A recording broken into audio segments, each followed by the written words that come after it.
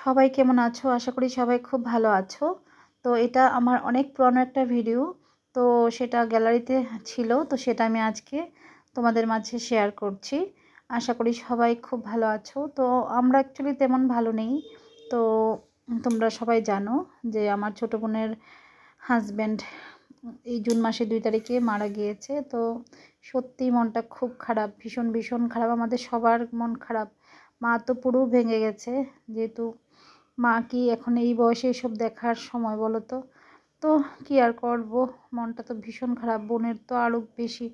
তো এদিকে অনেক আগে রান্না, তো কিছু মনে নেই কি রান্না করব। হয়তো বা শুটকি একটা নিয়েছি রান্না করার জন্য, চিংড়ি শুটকি বা লোটে শুটকি, এগুলো একটা কিছু রান্না করব। তো হয়তো বা না কি জানি করেছি, আমার কিছু মনে নেই।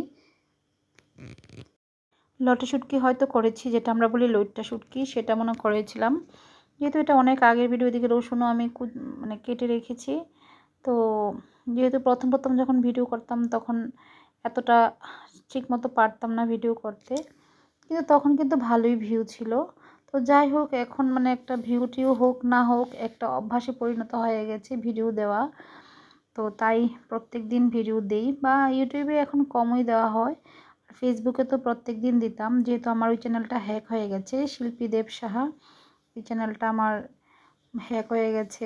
আমার আমার ভুলের জন্য, বা বলতে পারো আমার আর আমার ছেলে দুজনের ভুলের জন্য সেই এটা এখন 36,000 সাবস্ক্রাইবার। তো এটা আমি আর কিছু করতে পারলাম না। তো নতুন একটা পেজ খুলেছি। আর যেহেতু প্রোফাইলের, এখন আমার যে প্রোফাইল পিক সেটার মধ্যেই আমার ভিডিও দেই।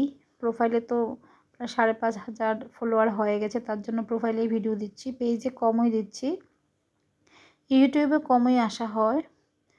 তো যাই হোক, মনটা অনেক খারাপ, আমাদের সবার মনটা খুব খারাপ। তো ভেবেছিলাম ভিডিও দেব, কিন্তু দিয়েছিলাম, দিয়ে আবার ডিলিট করে ফেলেছি, ভালো লাগছিল না ভিডিওটা দিতে। তো তার জন্য, যেহেতু বোনও দেখবে, তার জন্য মনটাও ভালো লাগছে না। তো যাই হোক, এদিকে জানি কি রান্না করছে আমার কিছুই মনে নেই, আগের ভিডিওর কি অবস্থা আমার। এদিকে আমাদের মাহি সোনা দেখো, মাহি কত ছোট্ট ছিল, কত কিউট আমাদের মাহি। দেখো সবাইকে ফ্লাইং কিস দিচ্ছে। তখন মাহি খুব ছোট ছিল, সারাক্ষণ আমাদের ঘরেই থাকতো সোনা মা। তো এখন তো ক্লাস 1-এ পড়ে। দেখো এদিকে ওর জেঠু দেখো মাহিকে ঘুম পাড়াচ্ছে, এদিকে বাইরে প্রচণ্ড বৃষ্টি ছিল, খুব বৃষ্টি পড়ছিল। তো মাহিকে ঘুম পাড়াচ্ছিল। মাহি সবসময় আমাদের ঘরেই থাকতো, বেশিরভাগ টাইমে আমাদের ঘরেই থাকতো ছোট্টবেলায়। এখন তো পড়ার চাপ বেড়ে গেছে মাহির, প্রচুর পড়ার চাপ। এদিকে দেখো বৃষ্টির দিনে নারকেল সন্দেশও বানিয়ে ফেলেছিলাম। তো কি আর দেখাবো। তো সবাই ভালো থেকো, সুস্থ থেকো।